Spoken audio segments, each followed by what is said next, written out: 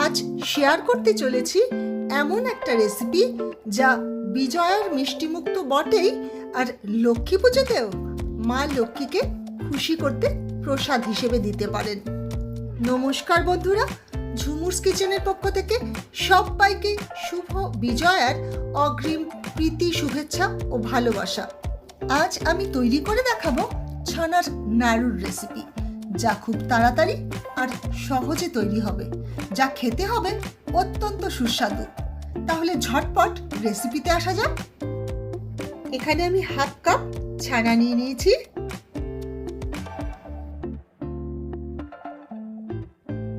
ছানাটাকে খুব ভালো করে হাতের সাহায্যে মেখে নিতে হবে।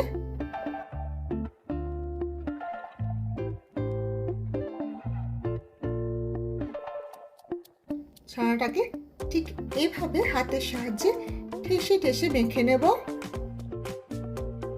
মিনিট 5 মেখে নেবার পর এতে আমি অ্যাড করব 1 কাপ কোরানো নারকেল।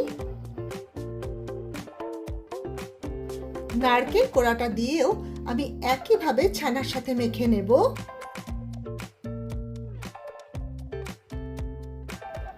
এরপর এতে 1 কাপ চিনি অ্যাড করে দিলাম। চিনিটা দিয়েও হাতের সাহায্যে ভালো করে চটকে চটকে মেখে নেব।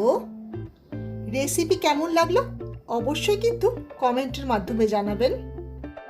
আর পুজোর দিনগুলো আপনারা ঠিক কিভাবে কাটাচ্ছেন আমাকে কিন্তু জানাতে ভুলবেন না। এবার একটা কড়াইতে সেই মাখানো ছানা নারকেল নিয়ে নিচ্ছি।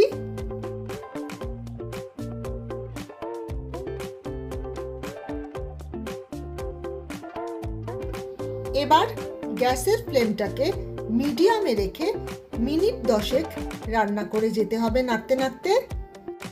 এরপর এতে অ্যাড করব 1/4 কাপ গুঁড়ো দুধ। গুঁড়ো দুধটা কিন্তু একবারে দেবেন না, গুঁড়ো দুধটাকে 2 ভাগে দিয়ে দিতে হবে, না হলে কিন্তু লাম্পস থেকে যাবে। দেখুন আমি কিন্তু ঠিক 2 ভাগেই দিলাম, আর ভালো করে নেড়ে নেড়ে মিশিয়ে দিলাম। মোটামুটি ভাবে নাড়ুর পাকটা হয়ে আসবার পর 1 টিস্পুন এলাচ গুঁড়ো আমি অ্যাড করে দিলাম। এই এলাচ গুঁড়োটাকেও কিন্তু খুব ভালোভাবে মিশিয়ে দিতে হবে।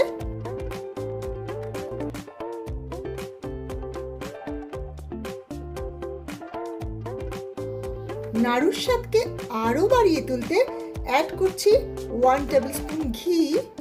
ঘিটাকে দিয়ে আমি খুব ভালো করে এতে মিশিয়ে দেব।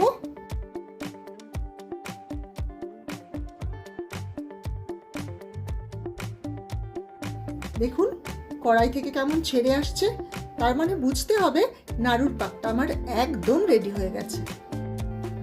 এরপর এটাকে একটু পাত্রে ঢেলে সামান্য ঠান্ডা করে নাড়ু গড়ে নেবার পালা। দেখুন ঠিক কিভাবে আমি নাড়ুগুলোকে গড়ে নেব।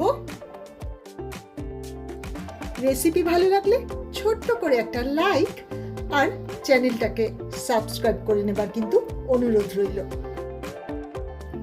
তাহলে দেখলেন তো কত সহজে তৈরি হয়ে গেল এই অভিনব ছানার নাড়ুর রেসিপি।